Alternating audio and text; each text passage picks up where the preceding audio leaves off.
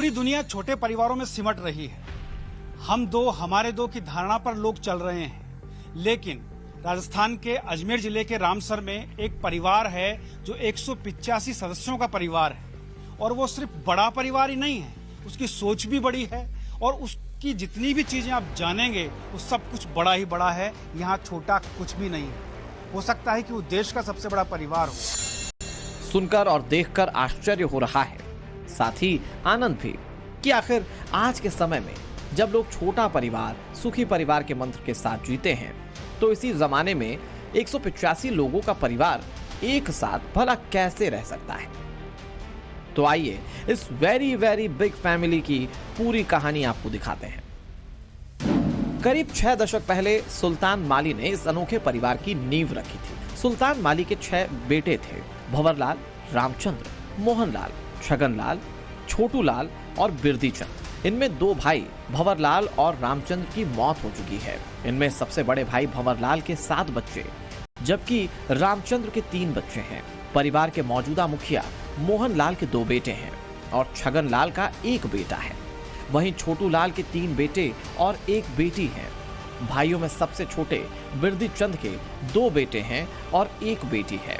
इस परिवार में कुल 65 पुरुष हैं और 60 महिलाएं और बच्चे हैं। जिस परिवार में 4 से 5 लोग होते हैं, उनको पालने में हिसाब किताब गड़बड़ा जाता है। लेकिन सोचिए, राजस्थान के इस अनोखे परिवार को मैनेज कैसे किया जाता है। सबसे पहले परिवार के मुखिया के पास मैं जाऊंगा, उनसे बातचीत करेंगे। क्या नाम है साहब आपका? मोहनलाल। आपका ये पूरा जो परिवार मैं देख रहा हूँ, बहुत चर्चा है, पूरी दुनिया में चर्चा हो रही है। 185 लोग एक साथ रहते हैं, कैसे मैनेज करते हैं? ये भाग्य की बात है, ऊपर वाले की। जी, ऊपर वाले की मेहरबानी है, वही करता है। अच्छा, इतने सारे लोगों के लिए एक साथ चूल्हा जलना, एक साथ सबका खाना बनना, बहुत पैसों की भी जरूरत इतने बड़े परिवार को चलाने के लिए होती है। कैसे क्या क्या मैनेज होता है? सब काम कर रिया, कमा रिया है, बस अपना आप ही चल रही है। और क्या, आज के समय में जॉइंट फैमिली का कॉन्सेप्ट धीरे धीरे खत्म हो रहा है। मियाँ बीवी और बच्चे तक ही परिवार की सोच समझ सिमट रही है। घर के बुजुर्गों को तो लोग वृद्धाश्रम तक में छोड़ देते हैं, लेकिन इस परिवार की सोच अलहदा है। आज के जमाने में ये बेजोड़ उदाहरण पेश कर रहा है। अक्सर ये भी कहा जाता है कि महिलाओं की आपस में नहीं बनती। जहां 2 से ज्यादा महिलाएं जुट जाए, वहां कलह अपने आप हो जाती है। लेकिन इस परिवार में एक साथ 60 महिलाएं रहती हैं। 11 चूल्हे जलते हैं। सुबह शाम साथ खाना पकाया और परोसा जाता है, वो भी प्यार और सम्मान के साथ। ये वो रसोई है जो आप देख सकते हैं अंदर की तरफ। यहाँ आपको तस्वीरें दिखाता हूँ। ये एक साथ सारे चूल्हे यहाँ पर जलते हैं, यहाँ खाना बनता है, दूध गर्म होता है, पानी गर्म होता है, सब्जी बनती है। और देखिए, बच्चे इंतजार में बैठे रहते हैं। ये बच्चे भी आप देख रहे हैं। खाना जब बनता है तो कितना आटा लगता है एक बार में? अब कोई 5 किलो भी लगावे, कोई 6 किलो लगावे। सारा मिला के करीब 25 किलो आटा लग जाता है। नहीं ज्यादा। आप बताइए कितनी सब्जी एक दिन में बन जाती है? मतलब सुबह तो 10 किलो बनती है, शाम को 7-8 किलो बनती है। मतलब करीब 17 से 20 किलो बन जाती है। जी है? हाँ। तो कैसे मैनेज करते हैं इतना सारा खाना बनाना?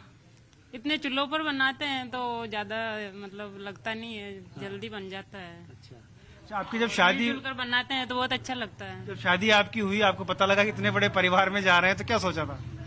पहले तो हमने भी सोचा था इतने सारे परिवार के साथ कैसे एडजस्ट करेंगे, और यहाँ आने के बाद इनके साथ मिलजुल कर रहने लगे। तो चीज बताइए, आपकी देवरानियां जिठानियां भी होंगी, कभी आपस में तू मैं होती है? होती भी है तो हम वापस बोल जाते हैं, मतलब ज्यादा दिनों तक नहीं लड़ाई करके रहते हैं, वापस बोल जाते हैं। अच्छा, मतलब चूल्हे तक आते आते लड़ाई खत्म? हाँ, वापस खत्म हो जाती है। खत्म हो जाती है। जी, अच्छा लगता है पूरे परिवार के? हाँ, मिलजुल कर रहने में बहुत अच्छा लगता है। मोहनलाल के परिवार में एक दिन में करीब 65 किलो आटे की खपत होती है।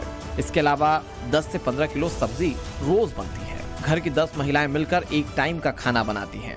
राशन पर खर्च की बात करें तो एक महीने में 12 लाख रुपए खर्च होते हैं। बच्चों की टॉफी, बिस्किट और बाकी अन्य सामानों पर भी 1 लाख तक का खर्चा होता है। जाहिर सी बात है कि जिस घर को चलाने में इतना खर्चा होता है, वहां इसे मैनेज करना आसान बात नहीं है। 185 लोगों का परिवार, सबकी अलग अलग जरूरतें होंगी। आखिर इतना पैसा आता कहां से है और घर की कमाई का साधन क्या है? सब लोग काम कर रहे हैं, कमा रहे हैं, लेकिन सबसे बड़ी कमाई ये है कि परिवार एकजुट रहे और पूरा परिवार एकजुट नजर आता है। आज संख्या भले ही थोड़ी कम है, बाकी लोग इधर उधर हैं। क्या कहेंगे? 185 लोगों को एक साथ करना बहुत मुश्किल काम है। वो अपनी अपनी सोच से सब साथ है, कमाई अलग अलग, पैसा एक जगह, संभालने वाला एक मेंबर, बाकी कमाओ लो। अच्छा, तो जो दादाजी बता रहे थे, आप इन्हीं के सानिध्य में सब कुछ चलता है? हाँ, इन्हीं के सानिध्य में सबसे बड़े यही है। अच्छा, इन्हीं के सानिध्य में सारे कार्यक्रम है। अच्छा, कितने भाइयों का परिवार है? 6 भाइयों का है जी, और उनके बच्चे पोते। परिवार की एकजुटता का सबसे सटीक मंत्र यही है कि यहाँ कमाने वाले तो कई हैं, लेकिन सबको मैनेज करने वाला एक है। यानी घर का मुखिया एक व्यक्ति को बनाया गया है, जिसके पास सारा हिसाब किताब होता है और उसके ही फैसले सबके लिए मान्य भी होते हैं। इस घर में कोई भी सामान किलो 2 किलो नहीं आता, बल्कि थोक में आता है। अगर कोई फल भी आता है तो 150 किलो से कम की गुंजाइश नहीं होती। ये परिवार 700 बीघे जमीन का मालिक है, जो इनकी कमाई का मुख्य जरिया है। गेहूं, मक्का, बाजरा, जौ, मेथी की खेती यहाँ सबसे ज्यादा होती है। खेती के लिए 1 दर्जन ट्रैक्टर और 3 ट्रक हैं। साथ ही करीब 100 से ज्यादा गाय और भैंसें पाली गई हैं। यानी खेती की कमाई के साथ साथ दूध के बिजनेस भी इस परिवार की अच्छी खासी कमाई कराते हैं। 200-250 भेड़ और 50 से ज्यादा बकरियां भी घर की अर्थव्यवस्था को मजबूत करती हैं। इस परिवार के पास 60 बाइक्स और 7 कारें हैं। कितनी जमीन है? कैसे खर्चा चलता है पूरे परिवार? जमीन तो हमारे पिताजी होनी, परदाजी होने की तो 7 पीढ़ी थी, 4 बीघा जमीन ही। और कांकड़ खेती जो पहली यानी रेवी जो रूंद लेवार कर लेवार करा, पहले कम थी। पहली कम थी। अच्छा, फिर कितनी है? फिर भाई साहब ये मोल लेवल आ गया, बाहर 600-700 बीघा जमीन है। अच्छा, और बढ़िया कारोबार है। और पशु ये पहली 12 आस में जावा, हरियाणा पूर्व में नंदगांव, बरसाना, छाता, कोसी, होडल, परवड़ इधर को तो गाय भैंस चरार लियावा, हरी हो जाएगी हैं तो फिर दूध हो जाओ। और फिर कुछ खेती में जो सब औरतें झूमे तो कपास, गेहूं और मेथी हर चीज हूँ तो धीरे धीरे फिर जमीन बनावा ला गया, तो सब खरीदी यही भाई। ऐसा नहीं है कि सिर्फ खेती और डेयरी की कमाई ही घर में आती है। इस घर में सरकारी नौकरी करने वाले भी लोग हैं।